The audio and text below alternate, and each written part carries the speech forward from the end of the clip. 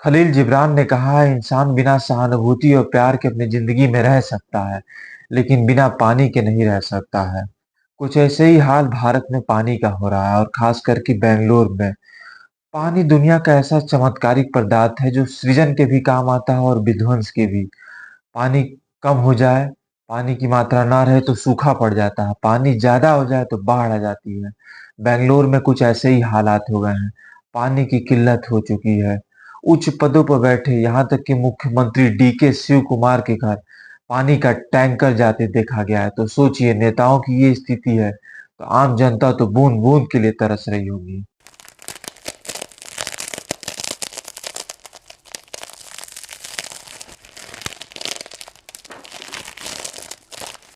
बेंगलुरु में अगर 5 साल का इतिहास देखें तो ये सबसे बड़ा वाटर क्राइसिस है। भारत के दक्षिणी हिस्से में कर्नाटक की राजधानी बेंगलुरु है। यहाँ करीब 1.5 करोड़ लोग रहते हैं। 67,000 आईटी कंपनियों के साथ ये देश का आईटी हब है। 145 करोड़ लीटर जो है कावेरी नदी का है। मतलब कहा जाए तो बेंगलुरु में रोजाना 200 करोड़ लीटर पानी की खपत है, जिसमें से 145 लीटर कावेरी नदी से और करीब 55 करोड़ लीटर बोरवेल के जरिए आता है। बेंगलुरु जल निगम ने शहर में 257 ड्राई स्पॉट चिन्हित किए हैं, जहां पीने के पानी की किल्लत है। इनमें महादेवापुरा, आर नगर, बोमनहली, यलहंका और दसरहल्ली इलाके शामिल हैं। कमजोर मानसून की वजह से कावेरी नदी का जलस्तर और बेंगलुरु शहर का ग्राउंड वाटर लगातार गिर रहा है। रोजाना करीब 20 करोड़ लीटर पानी की कमी है। जल निगम के मुताबिक शहर में 10,995 बोरवेल हैं। इनमें से 3700 सूखने की कगार पे हैं। 1,214 पूरी तरीके से सूख चुके हैं। कई जगह नए बोरवेल खोदने के निर्देश दिए गए हैं। तमाम बहुमंजिला इमारतों के रहवासियों को आधी बाल्टी पानी में नहाने और आधी से टॉयलेट साफ करने के निर्देश दिए गए हैं। ये सोर्स हमें Bengaluru water supply and sewage board से मिला है। पानी की कमी को टैंकर के जरिए पूरा किया जा रहा है। डिमांड बढ़ने से उनके दाम भी दुगने हो गए हैं। पहले एक टैंकर 500 से 700 रुपए में आ जाता था। अब इसकी कीमत 1500 रुपए पार कर गई है। टैंकर्स ऑपरेटर्स के मुताबिक कई बार लोग रास्ते में ही टैंकर रोक लेते हैं और 3,000 रुपए तक देने को तैयार हो जाते हैं। कई लोग फोन करते हैं कि 3 दिनों से वो बिना पानी के रह रहे हैं। रेडिएट प्लेटफॉर्म पर एक यूजर ने लिखा कि उनके मोहल्ले में हफ्तों से सप्लाई का पानी नहीं आया। बिना फ्लश और टॉयलेट से ही बदबू आती है। नित्य क्रिया के लिए लोग मॉल के टॉयलेट में जाने लगे हैं। विजयनगर इलाके के कोचिंग सेंटर ने छात्रों से ऑनलाइन क्लासेस लेने को कहा है। पानी की कमी से कुछ प्राइवेट और सरकारी स्कूलों ने छुट्टी कर दी है। डिप्टी सीएम शिव कुमार ने कहा कि शहर के 3,000 बोरवेल की तरह उनके घर का बोरवेल भी सूख गया है। शहर के सभी टैंकरों को अपने कब्जे में ले रहे हैं। पानी की किल्लत दूर करने के लिए हर संभव कोशिश करेंगे, ऐसा deputy CM DK Shivakumar ने कहा।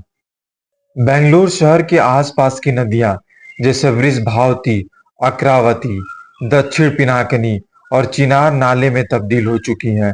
शहर में पानी का 70% हिस्सा फिलहाल कावेरी नदी से आता है। दो जियो एनालिटिक्स एक्सपर्ट राज भगत पलानी सामी के मुताबिक बेंगलुरु के विस्तार और पानी के अत्यधिक इस्तेमाल से ऐसी स्थिति बनी है। बेंगलुरु में 10 साल पहले 250 फीट पर ग्राउंड वाटर मिल जाता था, अब 1800 फीट पहुंच गया है। ग्राउंड वाटर रिचार्ज का मैकेनिज्म बिगड़ गया है।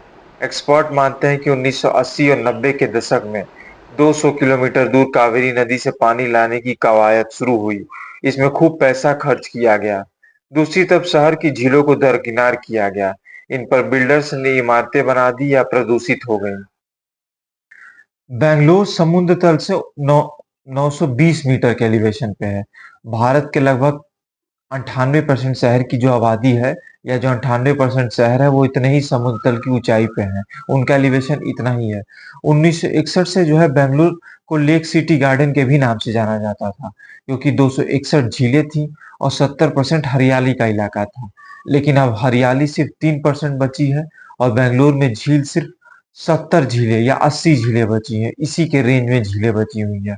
ये Indian institute of science Bengaluru की रिपोर्ट है। अप्रैल 2024 से कावेरी परियोजना 5वें चरण की शुरुआत हो रही है, जिसमें रोजाना 5 से 10 करोड़ लीटर पानी की पंपिंग शुरू होगी।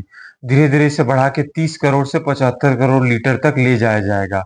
एक्सपर्ट मानते हैं कि अगले 3 महीने में मानसून आने और कावेरी परियोजना के 5वें चरण की शुरुआत से इस जल संकट को निपटारा हो जाएगा। लेकिन ये लॉन्ग टर्म सॉल्यूशन नहीं है। जितनी तेजी से शहर का विस्तार हो रहा है, 2029 तक ये परियोजना भी नाकाफी हो जाएगी।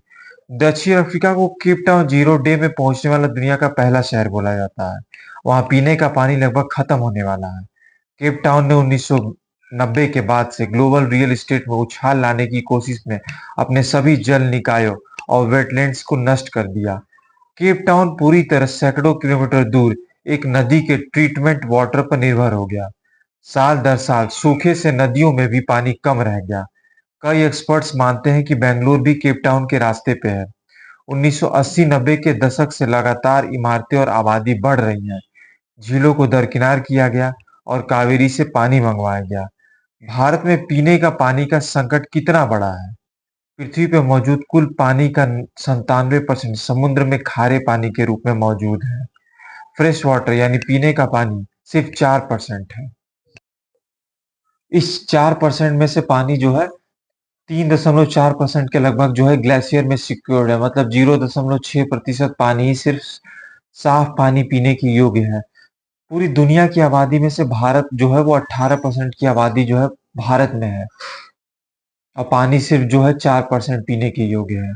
सबसे ज्यादा भूमिगत जल यानी ग्राउंड वाटर पानी का इस्तेमाल सबसे ज्यादा भारत करता है 90%, और ज्यादातर कृषि खेती में इस्तेमाल होता है। अगर भारत की स्थिति की बात करें तो यूएन की रिपोर्ट के मुताबिक 2025 में भारत का ग्राउंड वाटर लेवल बहुत नीचे चला जाएगा और हमारे देश की स्थिति बिल्कुल सऊदी अरेबिया के देशों जैसी हो जाएगी। भारत के 76% अभी भी ऐसे लोग हैं जो कि गंभीर जल की समस्या से जूझ रहे हैं, और 2019 तक भारत में 17% जो है गांवों में जो है टैप वाटर कनेक्शन भी नहीं था, और भारत के कम से कम 700 गांव ऐसे हैं कि जहां तक अभी पानी पहुंच ही नहीं पा रहा है। भारत के कुछ राज्य ऐसे हैं, 5 से 6 बड़े राज्य, जहां पर ग्राउंड वाटर बिल्कुल खत्म हो चुका है, जैसे उत्तर प्रदेश, कर्नाटक, राजस्थान, मध्य प्रदेश और यहाँ तक कि महाराष्ट्र भी। पानी की अहमियत हमें समझनी होगी और बेइंतहा और बेफालतू पानी की खर्च पे हमें कटौती करनी होगी, वरना फिर बात वही रह जाएगी कि कुएं का पानी खत्म होने के बाद हमें पानी का अर्थ समझ में आए, फिर वो अर्थ जो है अनर्थ में बदल जाएगा।